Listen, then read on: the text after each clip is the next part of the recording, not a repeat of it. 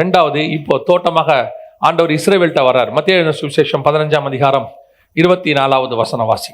காணாமல் போன ஆடுகளாகிய இஸ்ரவேல் வீட்டாரிடத்திற்கு அனுப்பப்பட்டேனே அன்றி, இப்போ ரெண்டாவது ஆண்டவர் யார்கிட்ட வராரு? இஸ்ரவேல்கிட்ட வராரு. இதுவும் ஒரு தோட்டம் தான். உங்களுக்கு தெரிஞ்ச வசனம் வாசிங்க, ஏசாயா 5:2 வாசிங்க. இப்பொழுது நான் என் நேசரிடத்தில் அவருடைய திராட்சை தோட்டத்தை குறித்து என் நேசருக்கேற்ற ஒரு பாட்டை பாடுவேன்.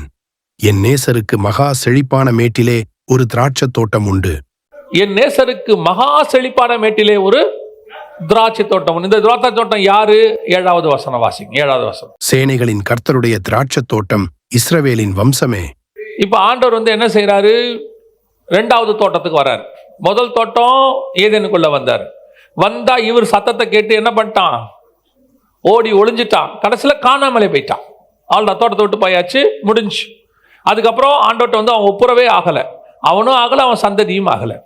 இப்ப ஆண்டவர் விட்டுட்டார். ஒரு 2000 வருஷம் போச்சு. திருப்பி ஆண்டவர் வராரு செகண்ட் டைம். இது 2வது டைம் வராரு. இப்ப யாருக்கிட்ட வராரு? ரெண்டாவது தோட்டம். அவங்க யாரு? இஸ்ரவேல் ஜனங்கள். இப்பவும் இவர் என்ன தேடி வராருன்னு கேட்டா வசனம் சொல்லுது, கனிகளை தேடி வருகிறார்னு வசனம் சொல்லுது.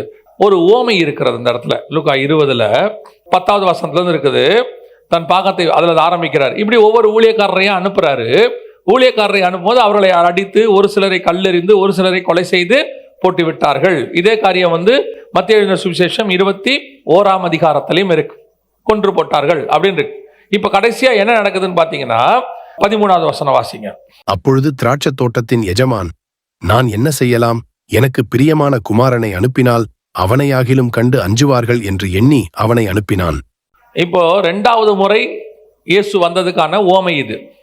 இந்த ஓமையில ஒவ்வொரு ஊழியக்காரையா ஃபர்ஸ்ட் அனுப்பினாராமா. யாரெல்லாம் அனுப்பினார்? இஸ்ரவேல்கிட்ட முதல்ல நியாயப்பிரமாண ஆசாரியர்களை அனுப்பினார். அவங்க அவருக்கு கீழ்ப்படியில காணாமல் போச்சு. அப்புறம் நியாயாதிபதிகளை அனுப்பினார். 2வது ஊழியம் அது, நியாயாதிபதிகள். அவர்களை நியாயாதிபதிகளையும் அவங்க என்ன செஞ்சிட்டாங்க? அசட்டை பண்ணிட்டாங்க. 3வது ராஜாக்களை கர்த்தர் ஏற்படுத்துகிறார். ராஜாக்களையும் அவர்கள் மோசம் போக்கிட்டாங்க, அதுவும் போச்சு. 4வதாக தீர்க்கதரிசிகளை அனுப்புகிறார். ராஜாக்கள் ஊழியம் முடிஞ்சு என்ன தீர்க்கம் வருது?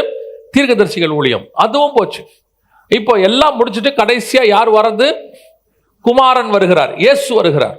எதுக்கு வராரு? தன் பாகம் கனிகளை வாங்கி கொண்டு வரும்படிக்கு இஸ்ரவேல்கிட்ட அனுப்புறார்.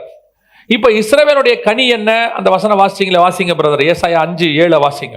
சேனைகளின் கர்த்தருடைய திராட்சை தோட்டம் இஸ்ரவேலின் வம்சமே, அவருடைய மனமகிழ்ச்சியின் நாற்று யூதாவின் மனுஷரே. இப்ப 2வது வசனத்துல அவர் நல்ல கனிக்கு காத்திருந்தார், அப்படிதானே இருக்குது. அதுவோ கசப்பான கனிகளை கொடுத்தது. இந்த 7வது வசனத்துல எங்க விட்டீங்களோ அங்கிருந்து வாசிங்க. அவர் நியாயத்துக்கு காத்திருந்தார், இதோ கொடுமை. நீதிக்கு காத்திருந்தார், இதோ முறைப்பாடு. அவர் என்ன கனி? நல்ல கனின்னு பாத்தீங்கன்னா நீதி, நியாயம். கசப்பான கனிங்கிறது கொடுமை, முறைப்பாடு. இஸ்ரவேல் ஜனங்கிட்ட என்ன தேடி வந்தாரு? நீதி நியாயத்தை தேடி வந்தார். நீதி நியாயத்தை தேடி வந்தார். அதான் குமாரன் கடைசியா வந்த தோட்டத்துக்கு 2வது தடவை வந்தது. இப்ப என்ன நடக்குது? அவங்ககிட்ட என்ன இல்லை? கொடுமை, முறைப்பாடு. எதுக்கெடுத்தாலும் முறைப்பாடு. எங்க ஆரம்பிக்கிறான் முறைப்பாடு? எங்க ஆரம்பிக்கிறான்? எகிப்துல இருந்து புறப்படும் போது ஆரம்பிக்கிறான். அங்க ஆரம்பிக்குது முறைப்பாடு. அதாவது முதல் மாசம் ஆபிப் மாசம் 14ஆம் தேதி ஆரம்பிக்குது. 2ஆம் மாசம் 15ஆம் தேதி யாத்ராகமத்தின் புஸ்தகத்தில் இருக்குது. 2ஆம் மாசம் 15ஆம் தேதி சாப்பாடு இல்லைன்னு புலம்ப ஆரம்பிச்சிட்டான். அப்படி புலம்பனவன் வாழ்நாளெல்லாம் புலம்புறான் பாருங்க. புலம்புறான். எப்போ வரைக்கும் புலம்புறானா? இயேசு வர்ற வரைக்கும் புலம்புறான். 2000 வருஷமா புலம்புறான். சில ஆட்கள் கிட்ட இந்த முறைப்பாடு. கர்த்தர் அவர் செய்த நன்மைகளும் அவர் நமக்கு செய்யற ஒவ்வொரு விஷயத்தையும் வசனம் சொல்லுது, எண்ணி முடியாது, சொல்லி முடியாதாமா. அவர் செய்த நன்மைகளுக்கு நான். ஆனா எவ்வளவு செய்யட்டும், ஒரு கூட்டம் முறைப்பாடுலயே உட்கார்ந்துருக்கும். இவ்வளவு செஞ்சிருக்கிறாரு, அதுல ஏதோ ஒண்ணு அதுவும் நம்ம எதிர்பார்த்தாம நடக்கல, அல்லது நமக்கு தேவையில்லை. அது அவ்வளவுதான். அது ஒண்ணு நம்ம எதிர்பார்த்தாம நடக்கல, இல்லைன்னா அது நமக்கு தேவையில்லைன்னு கர்த்தர் கொடுக்கல, அவ்வளவுதான். அதுவும் நன்மையா தான் இருக்கும். கர்த்தர் கொடுக்காம இருக்கிறாரா? நன்மையா தான் இருக்கும். இவனுக்கு ஒரே கொடுமை, முறைப்பாடு, எப்ப பார்த்தாலும் புலம்பல். சில ஆட்கள் அப்படித்தான் இருக்கு. ஆண்டவர் செய்த நன்மையெல்லாம் தெரியாது, ஏதோ ஒண்ணு வரணும், வந்த உடனே அதை பத்தி ஒரு முறைப்பாடு. இல்லையா? கசப்பான கனி, கொடுமை. நல்லா கவனிச்சு கொள்ளுங்க. கர்த்தர் நம்ம கிட்ட என்ன எதிர்பார்க்கிறாரு? நீதியும் நியாயத்தையும். அவருடைய எதிர்பார்ப்பு அவ்வளோதான் நம்மகிட்ட. நான் ஒரு பிரமாணத்தை கொடுத்துருக்கிறேன், அல்லது நான் உங்ககிட்ட சில காரியங்களை செய்ய சொல்லியிருக்கிறேன், அதை மட்டும் செய் போதும். நான் உங்ககிட்ட வேற ஒன்றுமே எதிர்பார்க்கலையே. அதுக்கு நமக்கு என்னென்ன அதை நான் சொல்லுவேன். நான் அந்த ஊழியத்துக்கு வந்திருக்கிறேன், இந்த ஊழியத்தை நான் செய்யணும். போய் ஒரு இடத்துல ஊழியத்துக்கு போனோம்னா ஒரு நாளைக்கு 1 மணி நேரம் இல்லை 2 மணி நேரம் பேசுகிறோம். ஒரு நாள் காலையில் இருக்கும், சாயங்காலம் இருக்கும், சில நேரத்தில் சாயங்காலம் மட்டும் இருக்கும். ஆனால் இதுக்கு கர்த்தர் எவ்வளவு செய்கிறாருன்னு தான் நான் பார்ப்பேன். கர்த்தர் என்ன கொடுக்கலங்கிறத நீங்க பார்க்க கூடாது, என்ன கொடுத்திருக்கிறாருங்கிறத பார்க்கணும். கிடைக்காததுக்கு முறைப்பாடு வரக்கூடாது, கிடைச்சதுக்கு ஸ்தோத்திரம் தான் வரணும்.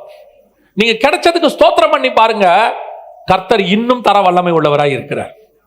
சில நேரத்தில் நம்ம எதையாவது விட்டுட்டு வந்த உடனே ஒரு நல்ல பொசிஷன்ல இருந்து வந்துட்டு மாசம் எவ்வளத்தை விட்டுட்டு ஏதோ இப்போ கஷ்டப்படுறோம் அப்படின்னா, அவன் பார்த்தீங்கன்னா லாபமான அனைத்தையும் நஷ்டம்னு விட்டு வந்தான். கம்பேரிசன் அப்படிதான் பண்ணணும். நம்ம எப்படி பார்க்கறோம் தெரியுமா?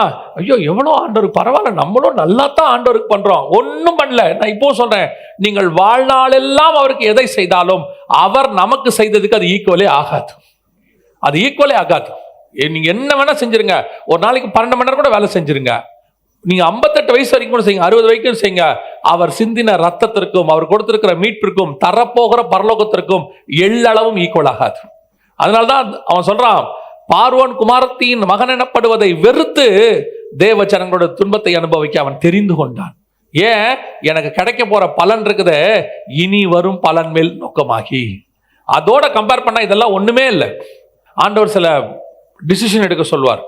அந்த டிசிஷன் கொஞ்சம் கடினமா இருக்கும், கன்ஃபியூஷனா இருக்கும்.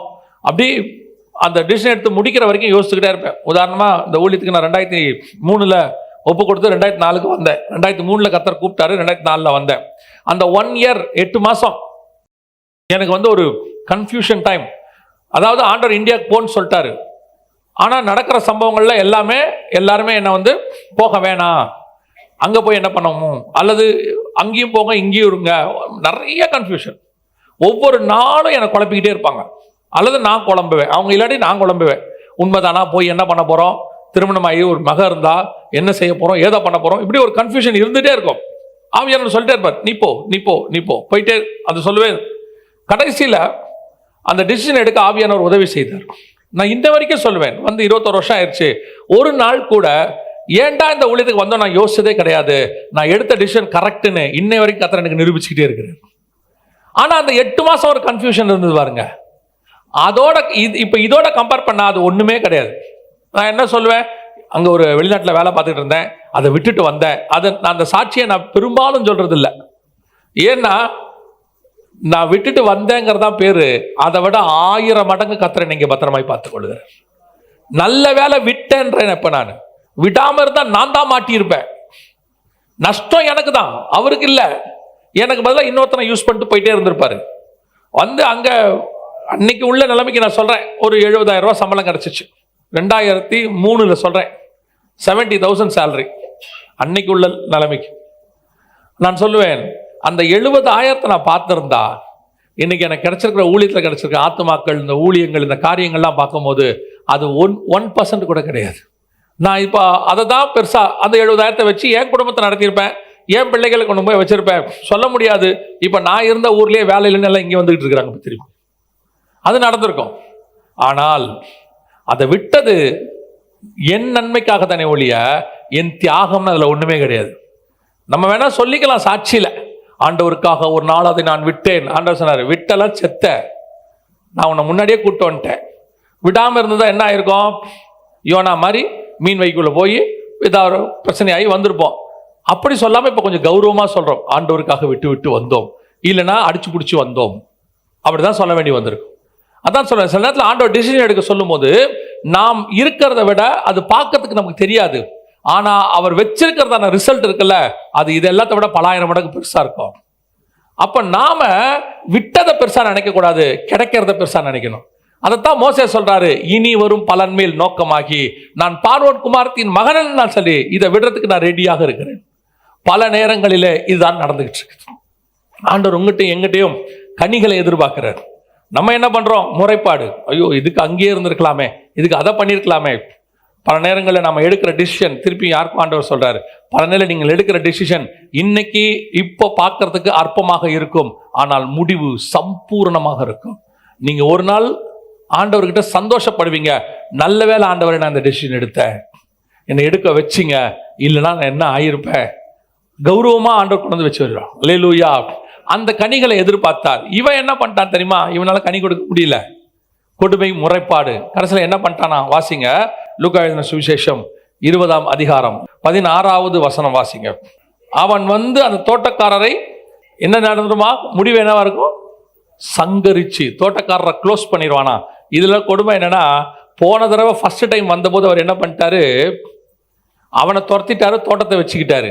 இந்த தடவை தோட்டத்தை என்ன பண்ணிட்டாரா? தோட்டக்காரனை சங்கரித்து. மத்தேயு சுவிசேஷம் 21ஆம் அதிகாரம் 40வது வசனம். அப்படி இருக்க திராட்சை தோட்டத்தின் எஜமான் வரும்போது அந்த தோட்டக்காரரை என்ன செய்வான் என்று கேட்டார். அதற்கு அவர்கள், அந்த கொடியரை கொடுமையாய் அழித்து ஏற்ற காலங்களில் தனக்கு கனிகளை கொடுக்கத்தக்க வேறே தோட்டக்காரரிடத்தில் திராட்சை தோட்டத்தை குத்தகையாக கொடுப்பான் என்றார்கள். இப்போ உங்ககிட்ட இருக்கிறத எடுத்து என்ன செஞ்சிருவாராம்? வேற ஒருத்தங்கிட்ட கொடுத்துருவாராம். தோட்டக்காரர் அதை எடுத்து வேற இடத்தில் குத்தகையாரிடத்தில் கொடுப்பான்.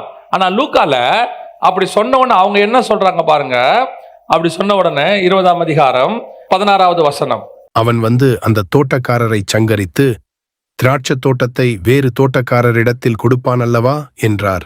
அவர்கள் அதை கேட்டு அப்படியாகாதிருப்பதாக என்றார்கள். அவங்க சொல்றாங்க, இல்ல அப்படிலாம் வேணாம், கனியும் கொடுக்க மாட்டான், தோட்டத்தையும் யார்ட்டையும் கொடுக்க கூடாது, அப்படி ஆகாதிருப்பதாக. ஆனால் அப்படி ஆயிற்று. நான் சொல்றேன், அப்படி ஆயிற்று. எப்படிங்க ஆயிற்றுங்கிறீங்க? இஸ்ரவேல் ஆண்டவர் தோட்டத்தை கொடுத்தாரு, கனிகளை எதிர்பார்த்தாரு, அவர் வந்தாரு, அவர் தோட்டத்துக்கு புறம்பே தள்ளி என்ன பண்ணிட்டான்? குமாரனை கொலை செய்தான் இருக்கு அந்த இடத்துல. எபிரேயர் நிருபத்தில் நீங்கள் வாசிக்கும் போது 13ஆம் அதிகாரம் 12வது வசனத்துல அவர் நகரத்துக்கு புறம்பே என்ன செய்யப்பட்டார்?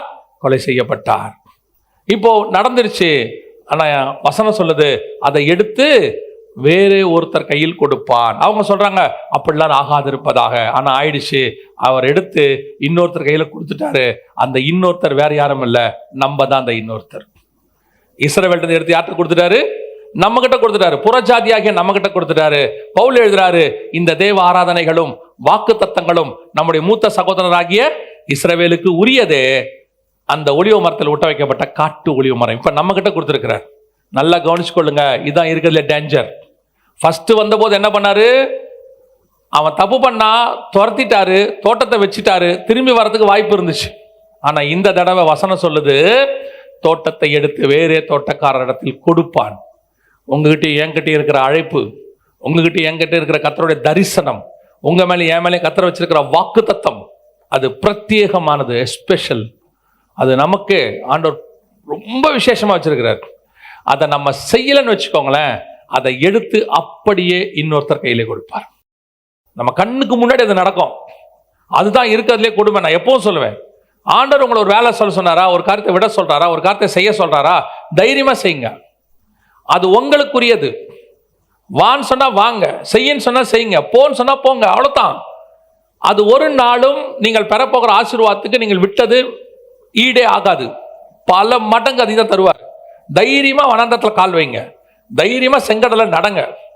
ஆண்டவர் சொல்லிட்டாரா, தைரியமா போங்க. எரிகோ போங்க, ஒன்றும் பிரச்சனை ஆகாது. முடிவு சம்பூர்ணம். இல்ல முடியாது, வாய்ப்பு இல்லை அப்படின்னு நீங்க சொல்லிட்டீங்கன்னா இந்த சான்ஸை எடுத்து அப்படியே இன்னொருத்தர் ஆள்கிட்ட கொடுத்துருவார். அந்த வசனம் அப்படிதான் சொல்லுது, அதை எடுத்து இன்னொருத்தர் கையில் கொடுப்பார் அல்லவா. அவங்க சொல்றாங்க அப்படி ஆகாதிருப்பதாக. ஆயிடுச்சு, நம்ம கைக்கு வந்துருச்சு. நான் இந்த உதாரணத்தை ஏற்கனவே சொல்லியிருக்கிறேன், ஆனால் இந்த இடத்துக்கு ஆப்டாக இருக்கும். உங்களுக்கு தெரிஞ்ச உதாரணம் தான். நிலாவுக்கு 3 பேர் போனாங்கல்ல, போனாங்க தானே. போகும்போது முதல்ல யார் அங்கே போனது? முதல்ல கால் வச்ச ஆள் யார்? Neil Armstrong. நம்ம எல்லாருக்கும் தெரியும் தானே. 2வது 3வது யார் இறங்கினது? 1-2 பேருக்கு தெரிஞ்சிருக்கலாம். பெரும்பாலும் உலகத்துக்கு தெரியாது 2வது யாரு 3வது யாருன்னு. ஆனால் யார் பேர் ஞாபகத்தில் இருக்கு? நீல் ஆம்ஸ்ட்ராங் பேர் ஞாபகத்தில் இருக்கு. அவர் தான் ஃபர்ஸ்ட் நிலாவில் கால் வச்சவர். ஆனால் உண்மை தெரியுமா, நிலாவில் ஃபர்ஸ்ட் இறங்க வேண்டியது நீல் ஆம்ஸ்ட்ராங்கே கிடையாது. இந்த 2வது 3வது ஒருத்தர் இறங்கினார்ல, அவர் தான் ஃபர்ஸ்ட் போக வேண்டியவர். போய் அந்த அப்பல்லோ வந்து இறங்கிருச்சு. இப்போ கமெண்ட் பண்ணுறாங்க, இறங்குங்க அவர் பேர் சொல்கிறாங்க. எனக்கு கூட அவர் பேர் ஞாபகத்தில் என்னமோ பேர் அவர் பேர் இறங்குங்க அப்படின்னு சொல்கிறாங்க. அவர் ஒரு 3 செகண்ட்ஸ் யோசிக்கிறார். ஏன்னா நிலாவில் ஃபஸ்ட் டைம் என்ன செய்ய போகிறோம், கால் வைக்க போகிறோம். அது எப்படி இருக்குன்னு தெரியாது, மண் புதரா புதலை என்னன்னு தெரியாது. ஏன்னா அவங்க எக்ஸ்பெக்ட் பண்ணி போனதெல்லாம் நிறைய விஷயங்கள். அதனால அவர் யோசிக்கிறாரு. அந்த 5 செகண்ட் அவர் யோசித்த உடனே கமெண்ட் மாறுது. அங்கேருந்து சொல்கிறாங்க கீழே இருந்து, நீல் ஆம்ஸ்ட்ராங் இப்போ நீங்கள் போங்க அப்படின்றாங்க. இவர் யோசிக்காமல் கீழே இறங்கிட்டார். ஃபஸ்ட்டு இறங்கிட்டாரு. இன்னைய வரைக்கும் அவர் பேர் தான் நிற்கிது.